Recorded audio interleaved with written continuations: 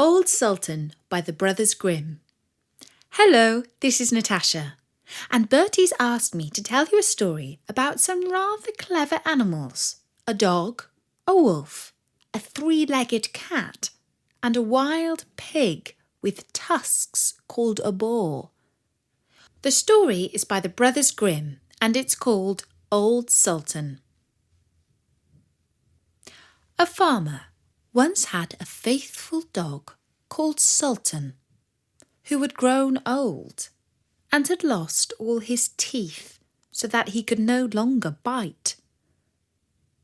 One day, the farmer was standing with his wife before the house door and said, "Tomorrow, I intend to shoot old Sultan. He is no longer of any use." His wife, who felt pity for the faithful beast, answered, "He has served us so long and been so faithful that we might well keep him." "Eh, what?" said the man. "You are not very sharp. He has not a tooth left in his mouth, and no thief is afraid of him. Now he may be off. If he has served us, he has had good feeding for it." The poor dog, who was lying stretched out in the sun not far off, had heard everything and was sorry that the morrow was to be his last day. He had a good friend, the wolf, and he crept out in the evening into the forest to him and complained of the fate that awaited him. "Listen well," said the wolf, "and don't be sad. I will help you out of your trouble. I have thought of something. Tomorrow, early in the morning, your master is going with his wife to make hay, and they will take their little child with them, for no one will be left behind in the house. As usual, during work time, they will lay the child under the hedge in the shade. You lie there too, just as if you wish to guard it. Then I will come out of the wood and carry off the child. You must rush swiftly after me. I will let it fall, and you will take it back to its parents, who will think that you saved it, and they will be far too grateful to do you any harm. Quite the opposite. You will be dear to their hearts, and they will never let you lack for anything again." The plan pleased the dog, and it was carried out just as it was arranged. The father screamed when he saw the wolf running across the field with his child, but when old Sultan brought it back, then he was full of joy and stroked him and said, "Not a hair of yours shall be hurt. You shall eat my bread free as long as you live." And to his wife he said, "Go home at once and make old Sultan some soggy bread that he will not have to bite, and bring the pillow out of my bed. I will give it to him to lie upon." And from that time on, old Sultan was as well off as he could wish to be. Soon afterwards, the wolf visited him and was pleased that everything had succeeded so well. "But listen well," said he. "You turn a blind eye when I carry off one of your master's fat sheep." "Do not reckon upon that," answered the dog. "I will remain true to my master." The wolf, who thought that this could not be spoken in earnest, came creeping about in the night and was going to take away the sheep. But faithful old Sultan barked, and the farmer chased after the wolf with a big stick. The wolf had to pack off, and he cried out to the dog, "Wait a bit, you scoundrel! You shall pay for this."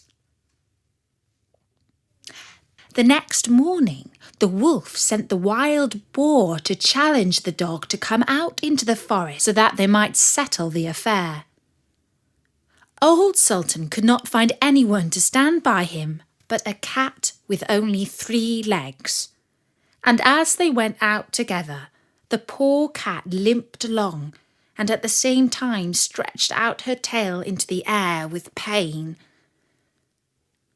The wolf and his friend were already on the spot appointed, but when they saw their enemy coming, they thought that he was bringing a sabre with him, for they mistook the outstretched tail of the cat for one. And when the poor beast hopped on its 3 legs, they could only think every time that it was picking up a stone to throw at them. They were both so afraid. The wild boar crept into the underwood and the wolf jumped into a tree. The dog and the cat, when they came up, wondered that there was no one to be seen. The wild boar, however, had not been able to hide himself altogether, and one of his ears was still to be seen. Whilst the cat was looking carefully about, the boar moved his ear. The cat, who thought it was a mouse moving there, jumped upon it and bit it hard. The boar made a fearful noise and ran away, crying out, "The guilty one is up in the tree!" The dog and the cat looked up and saw the wolf cowering in the trees. He was ashamed of having proved himself to be so afraid. And when he came down, he made friends with the dog. And don't forget, there are loads more stories at Storynory.com. So drop by soon and listen to another one. For now, from me, Natasha, bye-bye.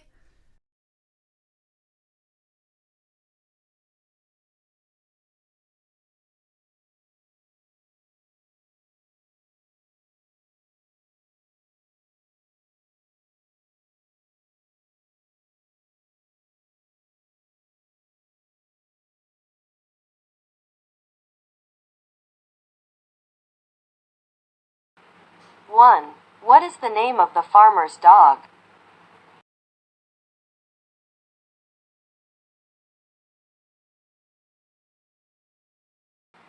2. Why did the farmer want to shoot his dog?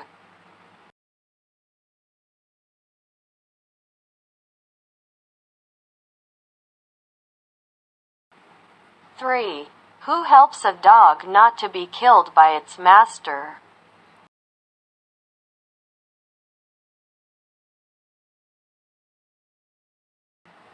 4. When did the wolf plan to take the farmer's child?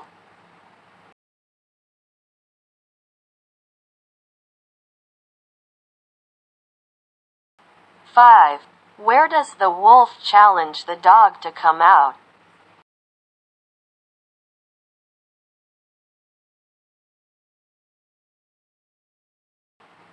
6. The poor dog, who was lying blah blah blah out in the sun not far off.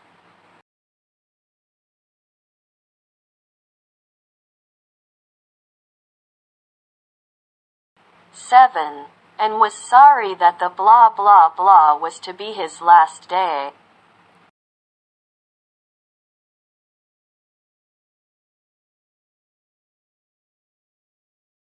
8. As usual, during work time, they will lay the child under the blah blah blah in the shade.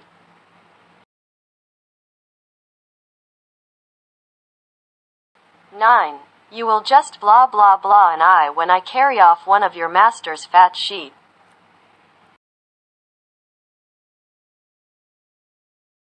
10. Wait a bit, you blah blah blah, you shall pay for this.